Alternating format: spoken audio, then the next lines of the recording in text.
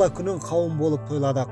Ақындар сүбелі жырыны арқау етіп, сазгерлер сырлы әуеніне қосқан шағаласы шарқ ұрып көк теңізінің ақжал толқындарымен үйлескен Аққолы мекен, Гәккөлі мекен бұл шежірелі Шардара.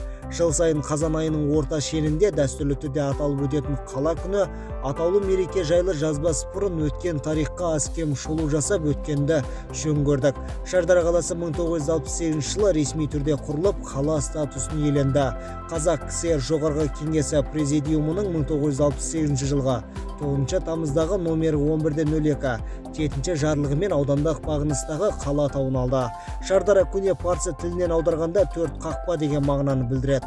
Шардара қаласының аумағында 8 ғасырда егіншілігі, қолөнері, мәдениеті дамыған, отырықшы тұрғыны бар 3 қала қамал болған.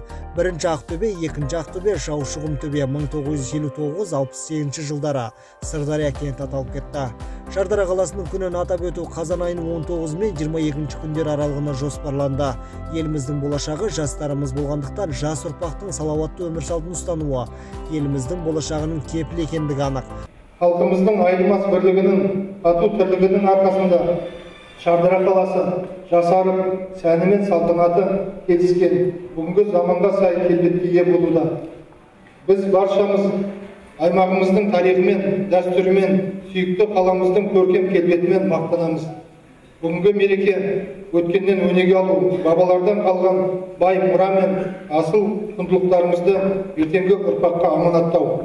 Ұлттық қасиетіміз бен салт дәстүрімізді, қаламыздың жарқын жетістіктерін дәріптеу болып табылады. Сондықтан, құрметті жерлестер, баршаңызды бүгінгі қала күні мерекесімен тағы да құттықтай отырып, осынау көңілді мерекелі күні барлықтарыңызға қуаныш сыйлаймын, отбасыларыңызға амандық, бақ береке, шаңырақтарыңызға шаттық тілеймін. Мереке тағы құтты болсын. Шағалалы шаһарымыздың құрылу тарихын жастарға насихаттау мақсатында қала әкімі мен ұйымдастырушылар аудандық тарихи өлкетану музейіне табан тіреді. Аудан жастарына Шардара қаласының құрылу тарихын айтып, игі іске үлес қосқан азаматтардың ерен еңбегін тілге тиек етті. 1964 жылы іргесі қаланған Шардара ауданы бүгінде талай белестерді артқа қалдырып, қарқынды дамуда. Ауданымыздың бет бейнесі күннен күнге өзгеріп көркеюде. Қала мен ауыл округтерінде көптеген әлеуметтік нысандар бой көтеруде. Көшелер мен саябақтар абаттандырылуда. 1958 жылы алғашқы қада қаққан құрылысшылар тұраға әуелі Сырдария поселкесі аталса, кейін арада 10 жыл салып ауқымы ұлғайған елді мекенге қала мәртебесі беріліп, Шардара қаласы болып аталды деп сөз алған қала әкімі Ережеп Бекет 30 қыркүйекте Шардараға Қазақстан Республикасының ұлттық академиясының академигі, елімізге танымал археолог ғалым Бауыржан Байтанаев бастаған топ арнайы іс-сапармен келіп, су қоймасы жағалауындағы Ақтөбе 2 тұрағымен толыққанды танысқанын, өзі сол экспедицияның басы қасында болғанын және көптеген ғылыми негізделген тарихи деректерге қаныққанын жеткізді. Бүгін міне Шардара қаласының орталығында, яғни мына мәдениет сарайында бүгін Шардара қаласы мерекесін тойлаудамыз. Шардара қаласы 1968 жылы 9 тамызда жоғарғы кеңесінің жарлығымен 1968 жылы 9 тамыз күні қала статусын алған. Яғни сол жылдан бері, мынау бүгін биылғы жыл 53 жыл болса, сол жылдан бері осы қала күні жылда аталып келеді. Осы жиында музейдің аға ғылыми қызметкері Сәден Отаров әсем қала Шардарам тақырыбындағы көрмеге экскурсия жүргізіп, толқын тербеткен шағалалы шаһар тақырыбындағы лекция оқыды. Шара соңында Ақтөбе 2 тұрағынан табылған 7-8 ғасырлардағы сыр шертетін Шардараның көне тарихының жаңа парақтары ашылуына себепкер болған жәдігерлер қатысушылар назарына ұсынылды. Жиынға қатысқан жастар өлкеміздің тарихымен танысып, рухани азық алып қайтты. Табылған жәдігерлердің барлығын музейге тапсырып, енді ғылыми мақалалар, ғылыми еңбектер жазбасақ, барлықтары таланттарға салынып, жоқ болып кетеді.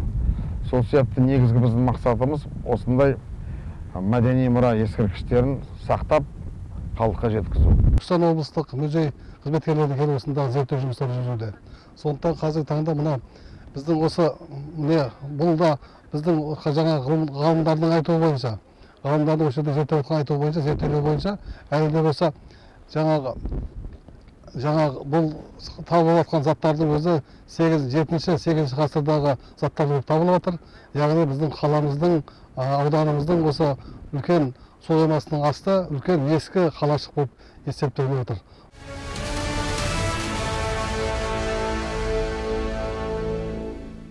Қала келбеті тек сәнді де сәулетті үйлер мен жасыл желекті саябақтармен өлшенбейді. Күн сайын көркейіп келе жатқан шырайлы шаһарымыздың ажары оның тазалығына да байланысты. Осы орайда Шардара қаласының мерекесіне орай ұйымдастырылған іс-шаралар келесі күні жалпы қалалық тазалық күніне ұласты. Таңғы сағат 9-да басталған сенбілікке тұңғыш президент саябағында аудандық құрылыс бөлімі, аудандық жұмыспен қамту және әлеуметтік бағдарламалар бөлімінің, аудандық кәсіпкерлер бөлімінің, аудандық жер қатынастар бөлімінің тағы да басқа қала мекемелерінің қызметкерлері тазалық жұмыстарын жүргізді. Тазалық табалдырықтан басталады дейді халқымыз. Өзіміз өмір сүріп, ауасын жұтып отырған мекенді ретке келтіріп, ұқыпты ұстау санитарлық талапқа ғана емес, мәдениет пен талғамның белгісі. Қаламыздың гүлдене түсуі, жайнап, құлпыра түсуі үшін тек мереке күнінде ғана емес, басқа күндері де тап тұйнақтай болғаны қандай керемет болар еді. Бүгін шырайлы қаламыз, Шардара қаламыздың мерекесі күніне қарсы қалада жаппай тазалық сенбілік шаралары өткізілді. Қала тұрғындарын қаламызды таза ұстауға бір кісідей атсалысуға шақырамын. Әрбір азамат өзінің туып өскен жерінің өсіп өркендеуіне, гүлденуіне атсалысса, қаламыздың ауасының тазарғаны, қала тұрғындарын тазалыққа шақырамын. Тазалық мәдениеттен басталады дейді. Мәдениеттің белгісі тазалықтан басталады. Шардара қаламыз күннен күнге өсіп өркейіп, гүлденіп көркейгені жалпы қала тұрғындарының, қала келетін қонақтардың қаламыздың таза болғаны біз үшін үлкен абырой. Әрқашанда осы қаланың тұрғын ретінде қаламызды таза ұстауға өз үлесімізді қосамыз. Шардара қаламыз өсіп өркендей берсін. Мереке құтты болсын. Барша шардаралықтарды мерекемен құттықтаймын. Қаламыз дами берсін, Шардарамыз көркейе берсін. Жаңа туған күн дейді ғой, Шардараме туған күнді құтты бола берсін. Көшеміз таза болса, бәрі де таза болады ғой. Мәдениет қалыптасады дейсіз ғой? Иә, мәдениет қалыптасады. Ары қарай дами береді. Шардара қаласының мерекесіне арналған іс-шаралар 3-ші күні де жалғасын тауып, мерекелік көңіл күймен ұласты. Бұл күні қала әкімі Ережеп Бекет аудандық ардагерлер кеңесінде ақсақалдар арасында түрлі спорттық турнирлер ұйымдастырды. Ардагерлер арасында бильярд пен шахматтан жарыс ұйымдастырылып, Шардара қаласының өсіп өркендеуі үшін еңбегі сіңген аға буын өкілдеріне алғыс білдірді. Шара барысында аудандық ардагерлер кеңесінің төрағасы Бердібеков барша ардагерлердің атынан қала әкімдігіне ыстық лебізін білдірді. Сайыс соңында жеңімпаз болған ардагерлерге алғыс хаттар мен арнайы сыйлықтар табысталды. Ал енді мына ардагерлеріміз мына Шардараны қолымен құрып, Шардараны осындай дәрежеге жеткізді.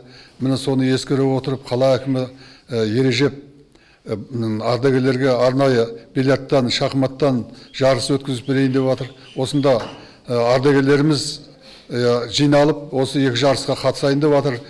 Шахматтан 10 шақты, бильярдтан 10 шақты ардагеріміздің бәрі. Ол ардагерлерімізге жаңа осында Ережеп келіп сөйлеп ашып берді, жақсы сөзін айтты.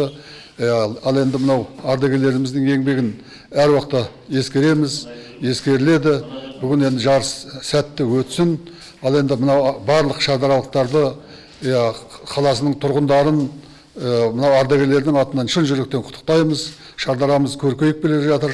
Шардара әрдайым осындай бәрімізге жарқырап тұра берсін. Қала әкімшілігінің ұйымдастыруымен жыл сайынғы дәстүрлі бойынша аудандық орталық кітапхананың перзентхана бөлімінде қала күні қарсаңында дүние есігін ашқан нәрестелердің аналарын қала әкімі Ережеп Бекет, аудандық жұмыспен қамту және әлеуметтік бағдарламалар бөлімі басшысының орынбасары Орынша Қалшабекова, бөлімнің ақаш саласы бойынша бас маманы Эльмира Мылтықбаева, жеке кәсіпкерлер Еркінай Момбекова, Ақшарқын Қауысова, аудандық кәсіподақ ұйымының төрайымы Бақтыгүл Биманова құттықтап, жас босанған аналар Сапарова Ұлмекен Айдарбек қызы, Свет Калима Тұрысбек қызы мен Жамбыл Мейрамкүл Қаржаубай қызына ақжарма тілектерін арнады. Салтанатты шарада сөз алған қала әкімі атаулы датада 21 ғасыр 2021 жылы қазанның 21 күні дүние есігін ашқан нәрестелердің елімізге, елеулі халқымызға қалаулы азамат пен азаматша болып өсулеріне тілек білдіріп, сый-сияпат жасады. Өскенбай Ерасыл Азаматұлы. Қандай күшті. Толарысын, 21-ші үлкен датада қалдайын тоқасы, бауы берік болсын, үлкен азамат болсын. елінің сүйетін патриот азаматтар болған қалса, ең болмағанда біздердей әкім болады. Мұнан кейін достық үйінде Шардара қаласы қоғамдастық мүшелерінің басқа ұлт өкілдері ардагерлермен кездесу өткізіп, Ұлы дала және Абай алаңына декоративтік ағаш көшеттерін отырғызу шаралар болды. Сонымен қоса айтулы мерекеде қаладағы қос бірдей Айсұлтан азық-түлік дүкені мен плей парк балалар ойын-сауық орталығының ашылу салтанаты болып, кәсіпкерлік нысандардың лентасы қиылды.